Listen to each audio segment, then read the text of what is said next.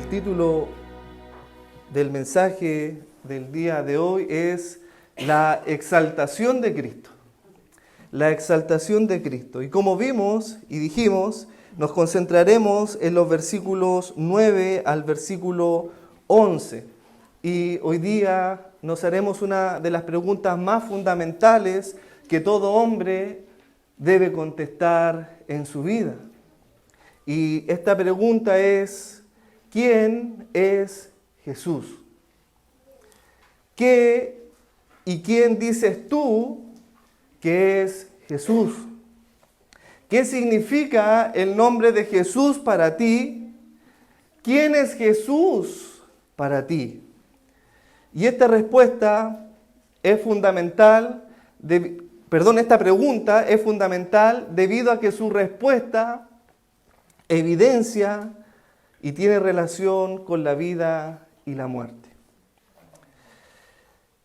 Muchas iglesias presentan a Jesús como un Salvador que debe ser aceptado.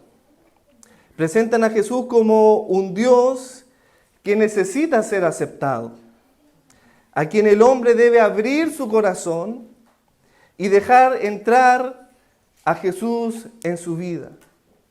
Como si Jesús estuviera tratando y esforzándose en entrar en la vida del hombre.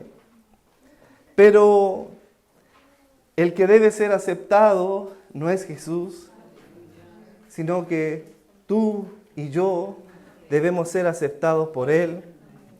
Querido hermano, Jesús no necesita ser aceptado. Jesús no necesita forzar a un hombre para entrar a su corazón. Él es rey, Él es soberano. La palabra del Señor nos enseña que suyo es el reino, por cuanto Él es el rey. Y nosotros queremos buscar el reino de Dios y su justicia y queremos heredar el reino de los cielos. Por lo tanto, el que debe ser aceptado en el reino de los cielos eres tú y no el Señor Jesucristo. Jesús hace esta misma pregunta a sus discípulos. En una oportunidad le preguntó a sus discípulos, en el Evangelio según San Mateo 16:13, le preguntó a sus discípulos diciendo: ¿quién dicen los hombres que es el Hijo del Hombre? Y ellos dijeron: bueno, unos dicen que es Juan el Bautista, otros dicen que es Elías y otros Jeremías, o alguno de los profetas. Y Jesús se vuelve ahora a ellos y le hace esta pregunta de manera incisiva, como nos hicimos hoy día en esta mañana esta pregunta. Y vosotros, tú y yo, ¿quién dices que soy yo?, dice Jesús. Respondió Simón Pedro y dijo: tú eres el Cristo, el Hijo del Dios viviente.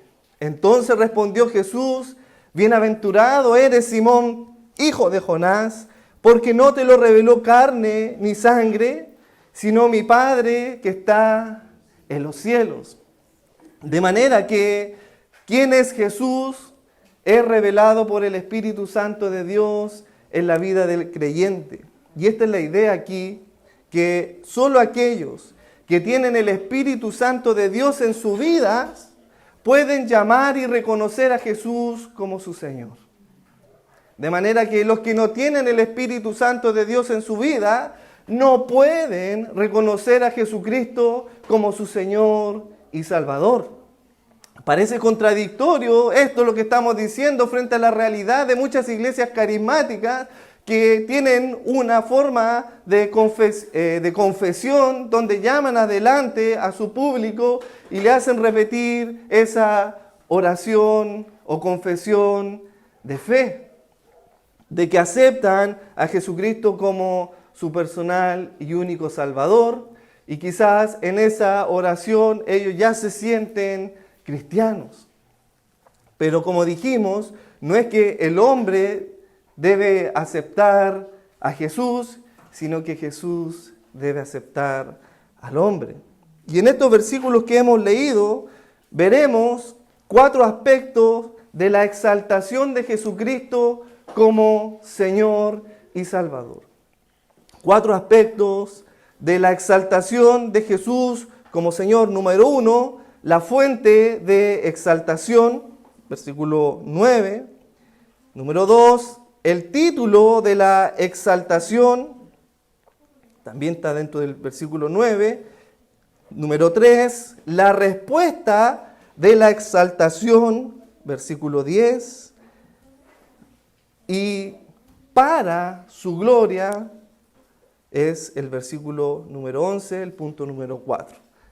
Veamos el punto número 1, la fuente de exaltación de Cristo. Observa el versículo 9. Mira cómo comienza este versículo. Por lo cual, refiriéndose a qué cosa, a lo anterior, a la humillación de Cristo, refiriéndose a los versículos 6, 7 y 8, se recuerdan del descenso en la humillación de Cristo, se recuerdan de esa analogía que trajimos del autor C.S. Lewis, cuando él representa de una manera tan gráfica la encarnación del Hijo de Dios en esta analogía de una persona, un buzo, ¿cierto?, que desciende a las profundidades del mar y que antes de descender este buzo a las profundidades del mar se tiene que despojar de todo aquello que tiene o ha venido para entrar al mar. Se despoja de su ropa y casi queda desnudo para poder descender a las profundidades del mar. Atraviesa las aguas claras hasta llegar a las aguas más profundas, donde la presión que experimenta el cuerpo es abismante, y no tan solo la presión, sino que llega a lo más hondo, a ese lodo cenagoso de toda la inmundicia de la humanidad. Con un propósito en mente, este buzo va en búsqueda de un tesoro. Decía C.S. Lewis, él y su tesoro después ascienden, ¿cierto?, hacia la luz gloriosa que un día oscureció aquel buzo.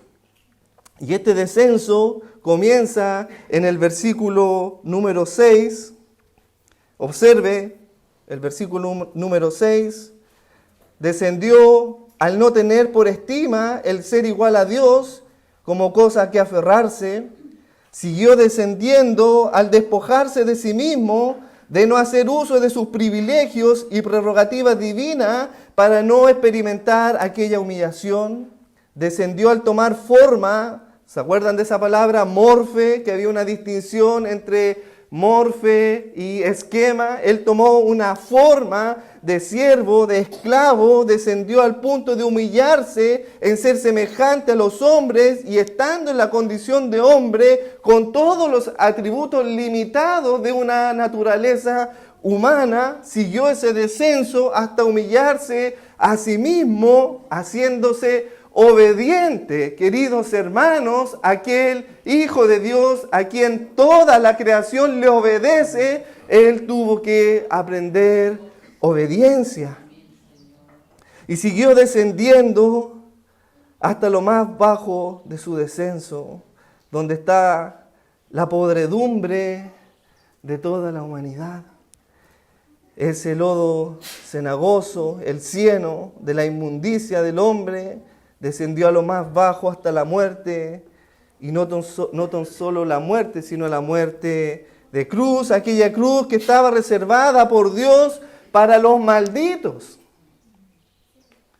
No desde la perspectiva romana, sino desde la perspectiva bíblica, esa que leímos en Deuteronomio, que el Señor decía claramente que maldito el que muriera colgado en un madero. Y Él se hizo maldito por ti y por mí.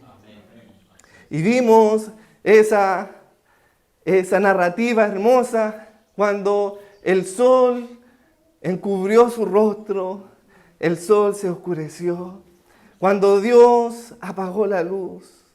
Y entendimos esa analogía a la luz de la bendición hebrea. No sé si se acuerdan, cuando los padres hebreos bendecían a sus hijos, a los primogénitos, y le decía: bendito eres tú, que el Señor te bendiga y haga resplandecer sobre ti tu rostro. Pero en ese momento el rostro de Dios no estaba siendo resplandecido sobre su hijo, sino todo lo contrario. Dios estaba pronunciando una maldición sobre su hijo, descargando toda su ira a causa de tu pecado y de mi pecado. Él se hizo maldito con un solo propósito, un rescate. El rescate de su tesoro, de aquello que se había perdido, para la gloria de Dios Padre. Pero esto no fue el fin de la historia.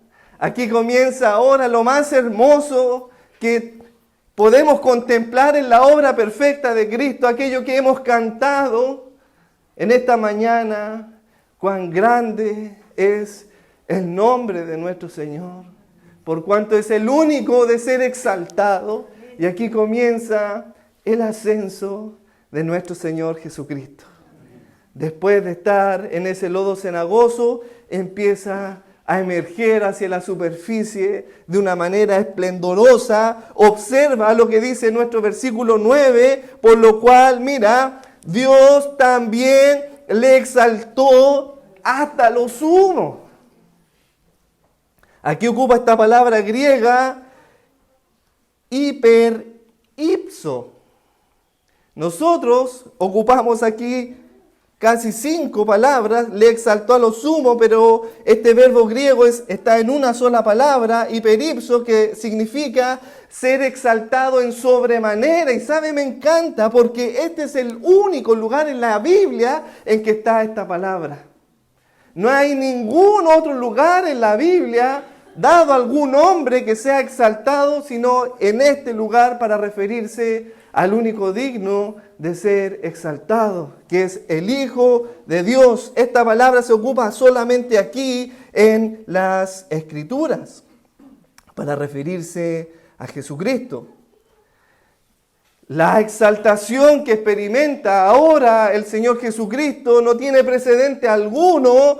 El gran universo no puede cubrir esta exaltación. Él está por sobre, fuera del universo. Nada puede cubrir, queridos hermanos, la exaltación que está experimentando aquí nuestro Señor Jesucristo, fruto de su humillación. ¿Sabe?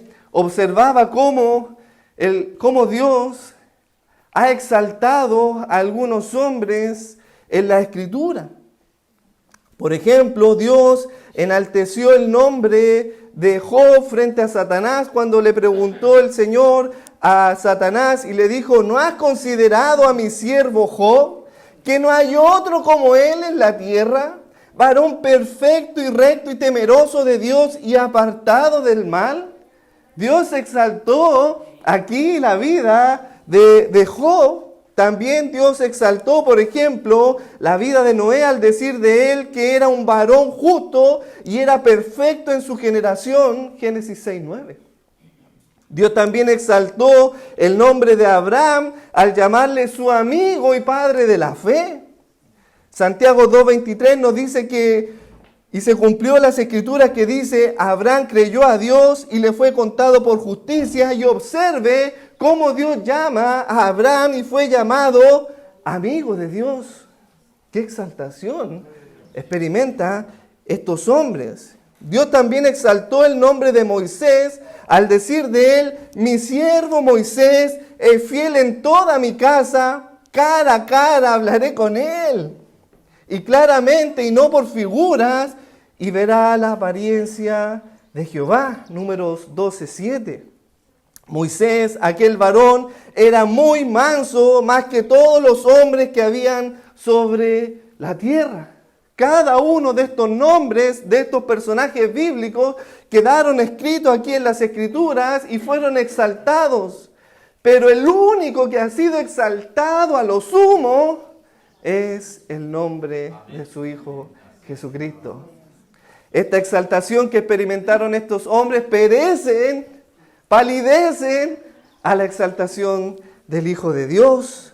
Solamente Él fue exaltado a lo sumo, como dice el profeta Isaías en el capítulo 52, en el versículo 13 al 15. Observe, me encanta cómo el profeta Isaías profetiza la exaltación de Cristo que Pablo está aquí escribiendo. Dice el profeta Isaías, he aquí mi siervo, refiriéndose a Cristo, será prosperado, será engrandecido y exaltado y será puesto muy en alto. Nadie, queridos hermanos, puede llegar a esa dimensión de altura, de exaltación, solamente el Hijo de Dios, porque Él fue el que descendió a lo más bajo en su humillación. De manera que no debemos perder de vista, queridos hermanos, nuestro texto que está dentro de un contexto. Observa el versículo 5, por favor, de nuestro texto, obsérvalo, y dice, haya pues en vosotros este sentir que hubo en Cristo Jesús. Y no se refiere a un sentir que debe haber en ti y en mí de manera particular, sino el sentir que debe tener la iglesia. Observa, está en plural, haya pues en vosotros. Este sentir que hubo en Jesucristo. ¿Cuál fue ese sentir? El que se humilló a lo sumo. ¿No te recuerdas que el Señor lo dice en su palabra? El que se humilla será exaltado. La fuente de unidad de la iglesia está en la humildad y humillación del creyente. Si queremos ser una iglesia unida, debemos empezar por ser humildes y humillarnos y amarnos los unos a los otros, considerar los unos a los otros por sobre a nosotros mismos, como se consideró Jesucristo inferior y a los otros superiores, siendo Él el Rey de la gloria. El Señor dice en el Evangelio de Mateo, en el capítulo 11, versículo 29, aprended de mí, que soy manso y humilde de corazón, no olvidándonos que cualquiera que se enaltece será humillado, y el que se humilla será enaltecido. Esta era la exaltación que experimentaron estos hombres piadosos. Abraham, Noé, Moisés y Job fueron hombres humildes a los ojos del Señor. Mansos. ¿Recuerdan cuando Coré se rebeló contra Moisés? Y dijo, ¿acaso no hay más profeta que pueda hablar y tenemos a este único Moisés? Se rebelaron y Moisés, querido hermano, fue al tabernáculo y pidió perdón por esa rebelión. Porque era manso y humilde de corazón.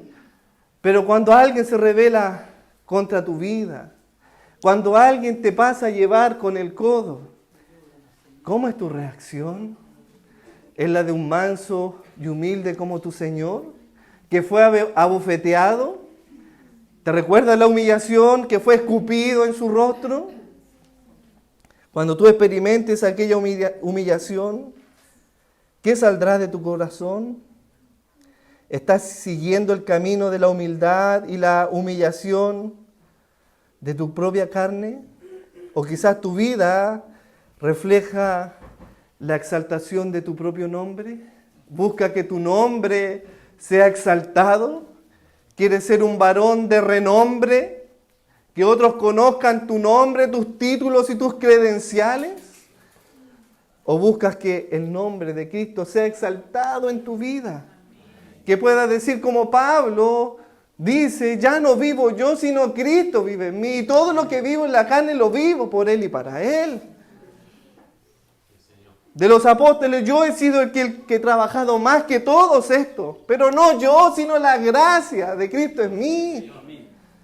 Pablo nunca buscó su autoexaltación, nunca buscó que el nombre de Pablo sea exaltado, sino que el nombre de Cristo fuera exaltado en sobremanera. Y tú, querido hermano, ¿te autoexaltas? ¿Oh, no hay otro mejor que yo? ¿No hay otro mejor arquitecto que yo? ¿No hay otro mejor doctor que yo? ¿No hay otro mejor profesional que yo? No, querido hermano, si hay algo digno de alabanza, solamente es la gracia de Dios en tu vida. Observa ahora el punto número 2, el título de la exaltación, observa el título que Dios reservó para su único hijo. Es un título que no es compartido por nadie más. Observa el título que le dio a su hijo y en el versículo 9, y le dio un nombre que es por sobre todo nombre. Hermano, podamos conocer los nombres de los profetas. Sabemos que Juan no hubo un hombre más grande que la tierra que Juan el Bautista, pero aquí a Jesucristo se le ha dado un nombre que es por sobre todo nombre. Ese es el título de la exaltación, y observa que ¿quién se lo dio? Se lo dio Dios Padre. Dice Dios, viene del verbo griego charizomai, que comunica la idea de dar con libertad y generosidad. Dios dio con libertad y generosidad a su Hijo, con plenitud de amor perfecto y divino, un nombre que es por sobre todo nombre.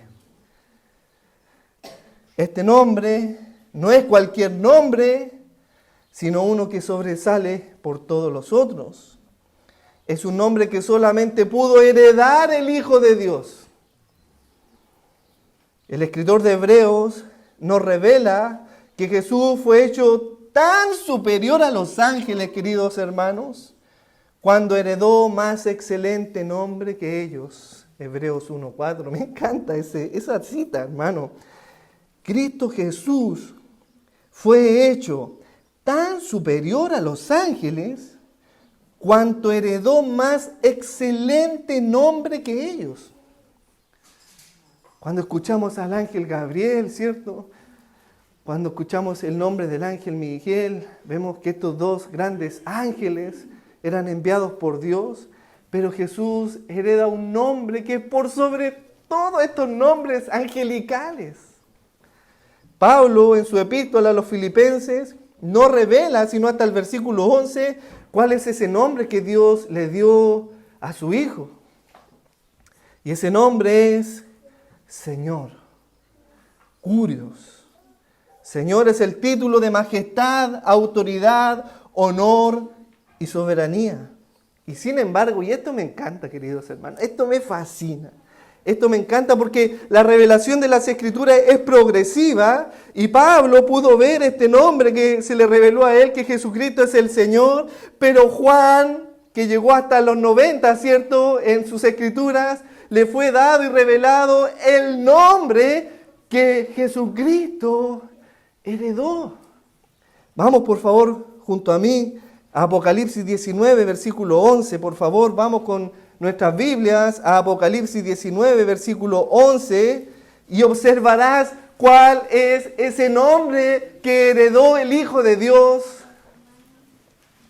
el cual era superior al de los ángeles, más excelente que el nombre de ellos. Apocalipsis 19, versículo 11. ¿Cuál será ese nombre? ¿Cuál es el nombre que es por sobre todo nombre? Observa, aquí estamos en el cielo, queridos hermanos, estamos pisando el reino de los cielos, y Juan nos dice en su palabra, en Apocalipsis 19, versículo 11, dice: entonces vi el cielo abierto, y he aquí un caballo blanco.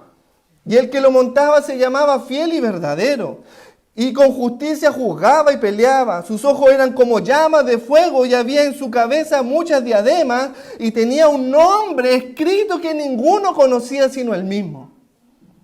Estaba vestido de una ropa teñida en sangre, y su nombre es el Verbo de Dios.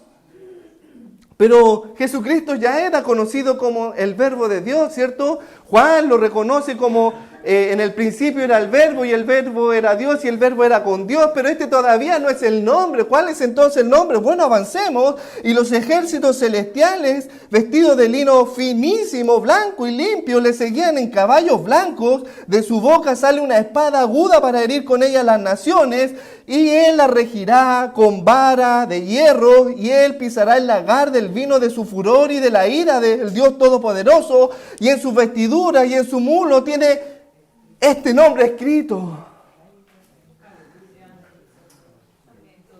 Este es el nombre de tu Dios,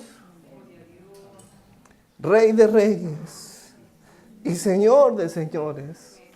Ese es el nombre que heredó nuestro Salvador. Él es el único digno de ser llamado Señor de señores, Rey de reyes. De manera que al conocer su nombre, podemos entonces nosotros entender qué respuesta debemos tener a ese nombre divino. Y eso nos lleva al punto número 3, la respuesta a la exaltación de Cristo. Observa el versículo 10 de nuestra lectura. Para que en el nombre de Jesús se doble toda rodilla de los que están en el cielo y en la tierra y debajo de la tierra. ¿Para qué? Nos introduce una cláusula proposicional, es decir, ¿para qué? Con un propósito, para que en el nombre de Jesús se doble toda rodilla. Y aquí es necesario hacer una distinción, queridos hermanos. Es necesario que nos detengamos porque al leer así tan rápidamente podemos pensar que ante la pronunciación del nombre Jesús se doblará toda rodilla. No. Observa y detengámonos. Lo que está queriendo decir aquí el apóstol Pablo lo siguiente: al nombre que se le ha dado a Jesús, se doblará toda rodilla y toda lengua confesará. Ese es el punto, para que en el nombre, ese nombre que hereda Jesús, se doble toda rodilla y toda lengua confiese que Él es el Señor. Y el primer acto que tenemos como respuesta a la exaltación de Cristo es: toda rodilla se doblará. Tal como lo profetizó Isaías 600 años antes, diciendo Jehová por medio del profeta en el capítulo 45, el versículo 22 y 23, dice: mirad a mí, seréis salvos todos los términos de la tierra, porque yo soy Dios y no hay más. Por mí mismo hice juramento, de mi boca salió palabra en justicia y no será revocada, que a mí se doblará toda rodilla. Toda rodilla se doblará ante el nombre que Jesucristo ha heredado como Rey de reyes y Señor de señores. Y observa que tales acciones se realizarán en 3 lugares. Observa, nuestro texto nos dice claramente que las rodillas se doblarán tanto los que están en el cielo, número 1, en la tierra y debajo de la tierra. Observa, en el cielo. Lo que debemos saber respecto a los que están en el cielo es que estos seres angelicales han estado adorando por mucho tiempo al Señor Jesucristo, incluso antes de su encarnación. Mira, observa esta referencia, Hebreos 1:6. Por favor, observa esta referencia de Hebreos capítulo 1, versículo 6. Observa cómo los seres angelicales han estado adorando desde hace mucho tiempo el nombre de Jesucristo. Hebreos 1:6 dice, y otra vez, cuando introduce al primogénito en el mundo, dice, adórenle todos los ángeles de Dios. Esta adoración siempre ha estado en el cielo. Los ángeles y los santos que están en el cielo siempre han estado adorando al único digno de adorar. Pero ¿qué sucede, queridos hermanos? Que aún los discípulos que experimentaron esa transfiguración gloriosa y vieron la gloria de Dios que tenía Dios reservada para su Hijo en el reino de los cielos, ellos no la adoraron como debían adorarle. Mira, observa el Evangelio de Mateo, capítulo 17, versículo 16, donde Jesús experimenta la transfiguración y los discípulos pudieron observar la gloria del Hijo en el reino de los cielos. Observa Mateo, capítulo 17, versículo 1. Mateo, capítulo 17, versículo 1 al 6, dice, observa, 6 días después, y pareciera que, 6 días después, ¿qué importa eso? Es importante, queridos hermanos, 6 días después, ¿a qué se refiere? ¿Por qué Mateo es tan preciso en poner esa pequeña frase, 6 días después? ¿6 días después de qué? Después de esa gloriosa declaración de Pedro cuando dijo que tú eres el Cristo, el Hijo del Dios viviente. 6 días después de esa declaración, observe lo que hacen sus discípulos, queridos hermanos. No entendieron esa declaración revelada por el Padre, sino que mira, observa lo que hicieron. Jesús tomó a Pedro, Jacob y Juan, sus hermanos, y los llevó aparte a un monte alto. ¿Y qué sucedió? Y se transfiguró delante de ellos. Y observa, y resplandeció su rostro como el sol, y sus vestidos se hicieron blancos como la luz. Y aquí le aparecieron, ¿quiénes? Moisés y Elías. ¿Y por qué Moisés y Elías? Y no, ¿por qué no se apareció Abraham? ¿Y por qué no se apareció David? ¿Por qué Moisés y Elías? Porque Moisés y Elías representan, por un lado Moisés, la ley, y por otro lado, los profetas. Recordemos que la ley y los profetas, ¿de quién hablan? De Jesucristo. Y ellos vienen a dar testimonio ¿de quién? De Cristo. Se aparece Moisés y Elías, y hablando con él, con Cristo, entonces Pedro dijo a Jesús, observa, mira hermano, después de 6 días de haber dicho que Él es el Cristo, Él es el que debe ser exaltado, observa Pedro lo que está haciendo, y dijo a Jesús, Señor, es bueno para nosotros que estamos aquí. Sí, es bueno porque experimentamos esta transfiguración. Y observa lo que dice, si quieres, hagamos aquí 3 enramadas, una para ti, una para Moisés y otra para Elías. Mientras Pedro estaba diciendo esas palabras en su ignorancia, porque no había conocido quién era Jesucristo, no había conocido ese nombre que es, Él es el Rey de Reyes, Él es el Señor de Señores, el único digno de ser adorado. Dice la palabra del Señor que desde una nube del cielo se oyó una voz que decía, Pedro, te equivocas, Pedro. No hay que hacerle un altar a Elías ni tampoco a Moisés, sino Pedro, Jesús es mi Hijo amado, en quien tengo complacencia, a Él oír. Y me encanta, porque esto cuando R.C. Sproul dice, hermano, Dios no vio absolutamente nada en ti para amarte. No había nada en ti.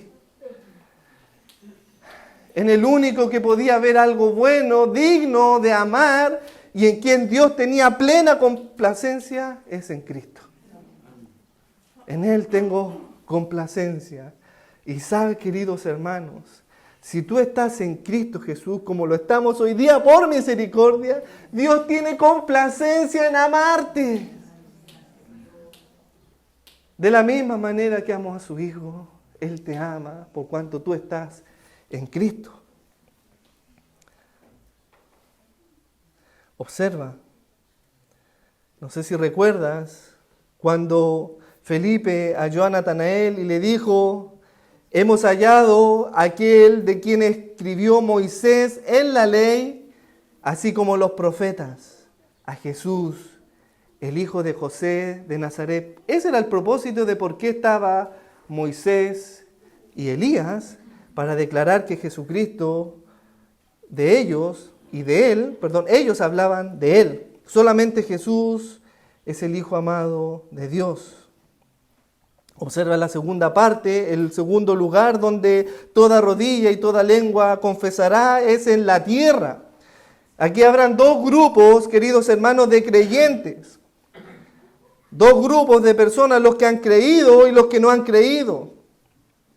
No solamente será admirado y adorado por los creyentes, sino también en aquel día será admirado y contemplado por los inicuos, por aquellos que no han creído. Y qué triste será ese día, queridos hermanos. Pablo lo escribe en 2 de Tesalonicenses, en el capítulo 1, en el versículo 7, dice, cuando se manifieste el Señor Jesucristo desde el cielo con los ángeles de su poder, en llamas de fuego para dar retribución a los que no conocieron a Dios. Observa, a los que no conocieron a Dios, ni obedecieron al Evangelio de nuestro Señor Jesucristo, los cuales sufrirán pena de eterna perdición, excluidos de la presencia de Dios y de la gloria de su poder, cuando venga en aquel día para ser glorificado en sus santos y ser admirado en todos los que creyeron, es decir, entre tú y yo. Toda rodilla en ese momento se doblará aquí en la tierra, tanto de los que no creyeron como de los que creyeron. Pero en esa confesión, y es interesante esto, ¿acaso habrá salvación para ellos? Porque la Escritura dice, si confesares con tu boca que Jesucristo es el Señor, ¿cierto? Hallaremos salvación en Él.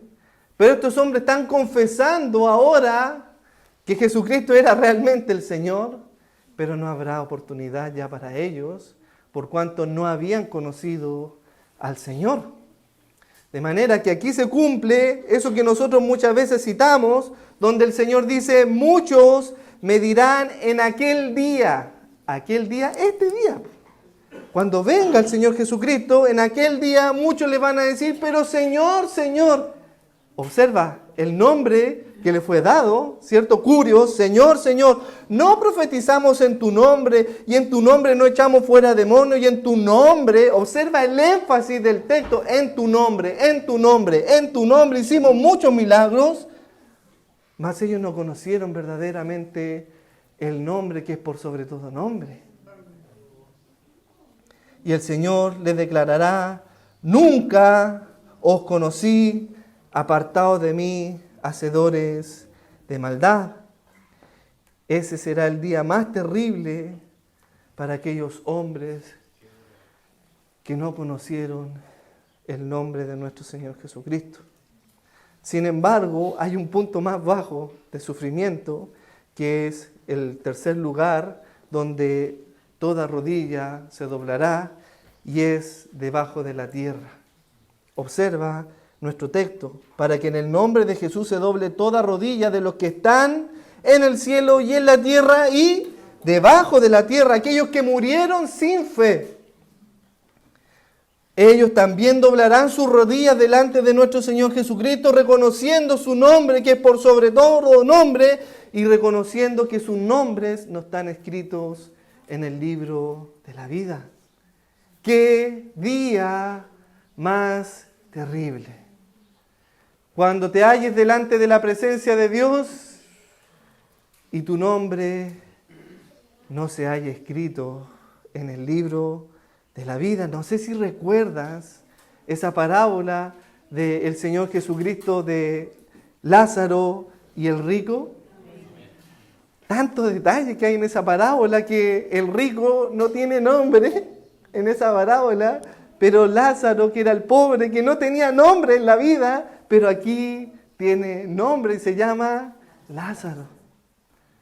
Mas el rico no tiene nombre porque su nombre no está escrito en el libro de la vida.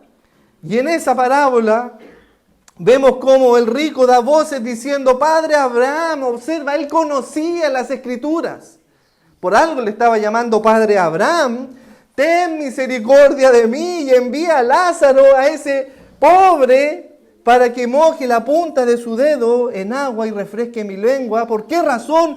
Porque estoy atormentado en estas llamas. Pero Abraham le dijo, hijo, acuérdate que recibiste tus bienes en esta vida, y Lázaro también males, pero ahora este es consolado aquí y tú serás atormentado. Además de todo esto, una gran cima hacia abajo, no cima con C hacia arriba, está puesta entre nosotros y vosotros, de manera que los que quisieren pasar de aquí a vosotros no pueden. Aquí se derrumba esta teología de la Iglesia Católica de sacar a alguien del purgatorio. Y además, observa lo que dice el texto.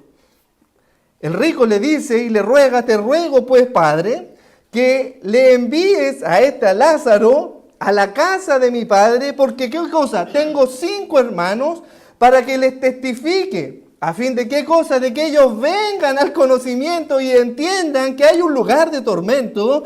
Y Abraham le dijo a Moisés y a los profetas, tienen, óigalos a ellos. Entonces él dijo, no, padre, no, ellos no quieren leer las escrituras, a ellos no les interesan los libros, ellos no quieren leer nada, pero si sucede que viniere de entre los muertos, quizás se arrepientan. Mas Abraham le dijo, si no oyen a Moisés, si no oyen a los profetas, tampoco, aunque alguno se levante de los muertos, oirán. ¿Te das cuenta, querido hermano, que los milagros no producen fe? Aun cuando venga un muerto y sea resucitado, eso no produce en lo absoluto fe salvadora, por cuanto la fe salvífica está en su palabra y en su evangelio, porque la fe viene por el oír y por el oír de la palabra de Dios. Finalmente, el segundo acto como respuesta a la exaltación es que toda lengua confiese que Jesucristo es el Señor. Muchos sucumben al temor y la vergüenza de llamarse cristianos. Y en consecuencia, no confiesan que Jesucristo es su Señor, porque les da vergüenza.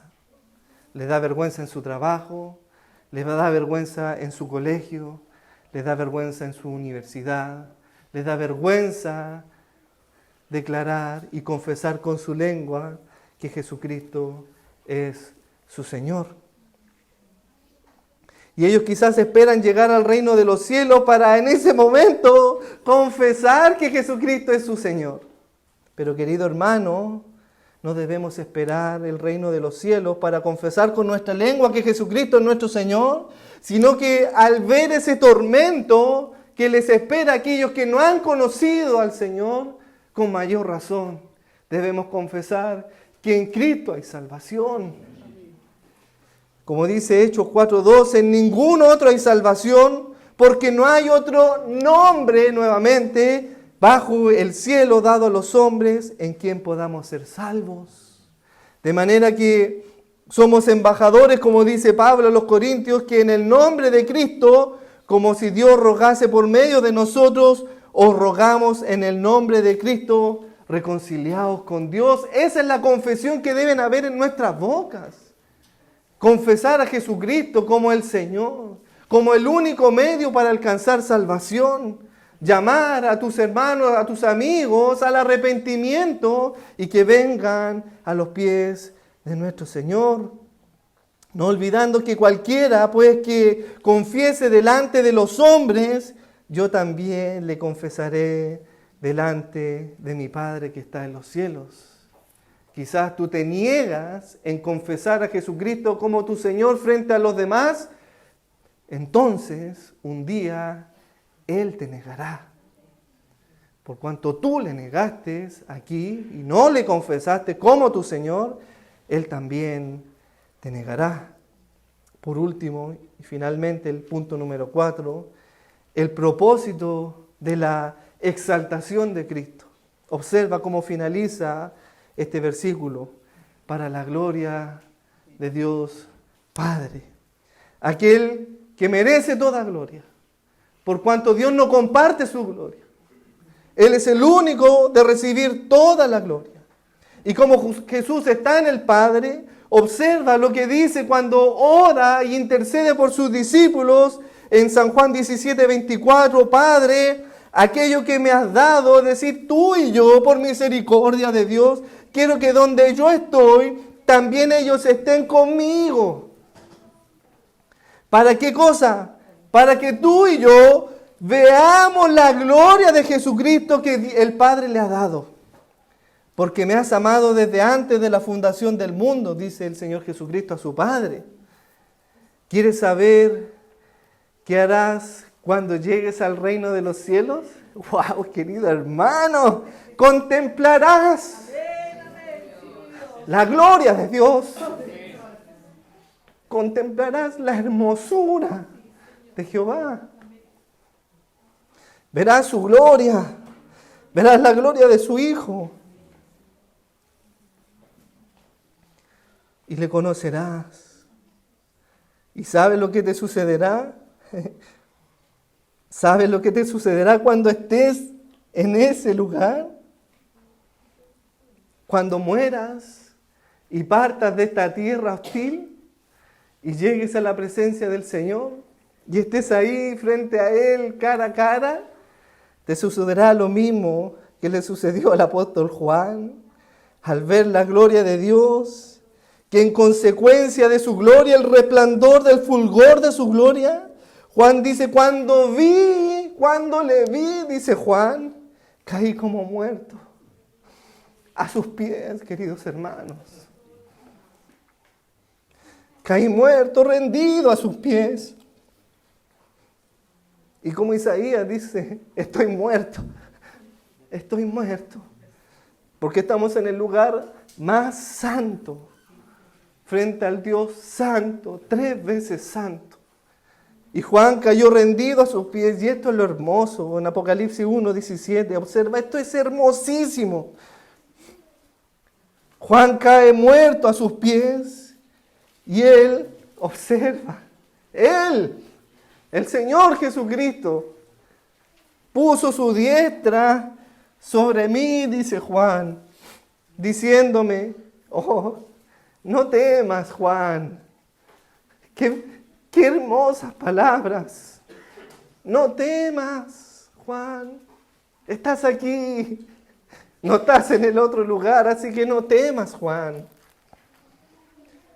Ya no tienes que temer. Ya no hay nada que temer. No así esos que murieron sin fe, que sí tendrán miedo y temor. Pero Juan está a los pies de Jesús y el Señor pone su mano, su diestra sobre él y le dice, no temas, Juan, yo soy el primero y el último, el que vivo. Observa, estuve muerto, sí, llegué hasta la cruz, mas he aquí que vivo por los siglos de los siglos. Amén. De manera tú, querido hermano, cuando mueras, no temas, si es que eres esclavo de Jesucristo. Si has reconocido a Jesucristo como tu Señor, y tú eres esclavo, sometido a su señorío y a su voluntad.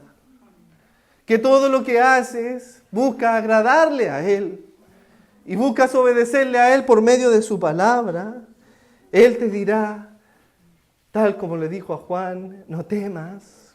Y te dirá, bien, buen siervo y fiel, sobre poco has sido fiel, sobre mucho te pondré. Entra al gozo de tu Señor. Y hermano, observa, gozo. Nos gozaremos, queridos hermanos, en la presencia del Señor. Nos alegraremos, como dice Isaías en el capítulo 65, versículo 18, mas os gozaréis y os alegraréis para siempre.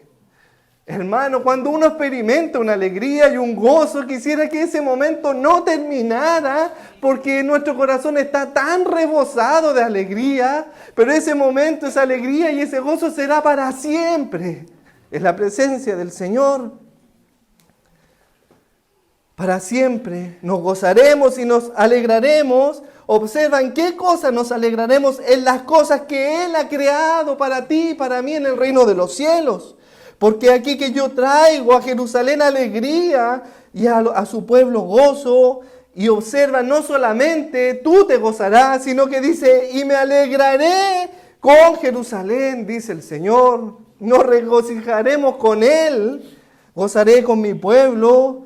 Y esto me fascina, y nunca más se oirá en su pueblo voz de lloro ni de clamor. Qué hermoso será cuando estemos allá en la presencia de nuestro Señor, aquellos redimidos en Cristo Jesús, que por gracia hemos alcanzado salvación. Le invito a que oremos y demos gracias al Señor.